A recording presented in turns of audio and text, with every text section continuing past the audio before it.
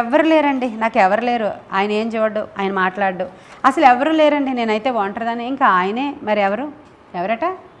ఇంకా ఆయన దేవుడు మరి చీప్ మరి నీకు. అసలు వాళ్ళు ఎవ్వరు లేకపోయినా సరే ఈయన ఉంటే చాలు యాక్చువల్గానే, కానీ ఈయన చీప్ అనమాట నీకు. ఇంకెవ్వరు లేరండి, ఎవరు పట్టించుకోరండి, మా కొడుకులు చూడండి, నా కూతురు చూడండి, నా అల్లుడు చూడండి, ఇంకెవ్వరు లేరండి, ఇంకా ఉన్నది ఆయనేనండి. ఏమన్నా చూస్తే వీళ్ళందరూ ఉండి ఈయన లేకపోతే నువ్వు వేస్ట్. వాళ్ళు ఎవ్వరు ఉండి నీకు అసలు ఎవరు లేకపోయినా ఈయన ఉన్నాడంటే చాలు, అంతే, అది చాలు. ఇంకెవ్వరు అక్కర్లేదు మనకి, అసలు ఎవరు అక్కర్లేదండి. ఆయన ఉంటే చాలు. ఆయన ఎలాంటి పోషకుడో మనకు తెలుసు, ఎలాంటి అద్భుతాలు చేయవాడో మనకు తెలుసు. అసలు ఒంటరి వాడిని ఎలాగ బలమైన జనాంగముగా చేసేసాడో ఆయన యాకోబు అసలు అల్పమైన అసలు పురుగు వంటి వాడైనటువంటి యాకోబుని ఏం చేసేసాడు దేవుడు? ఆయన ఒక దేశంగా మార్చేశాడు, ఆయన ఒక దేశముగా మార్చేశాడు. ఒక దినాన్ని యబ్బోకు రేవు దగ్గర ఒంటరిగా కూర్చున్న యాకోబుని ఒక జనాంగముగా మార్చేశాడు అంట.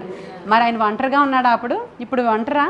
కాబట్టి అంటే ఒంటరైన వాడు 1000 మంది అగును అంటాడు. ఇది ఆయన కెపాసిటీ, ఇది మన దేవుని యొక్క కెపాసిటీ, ఆయన నామంలో ఉన్న శక్తి.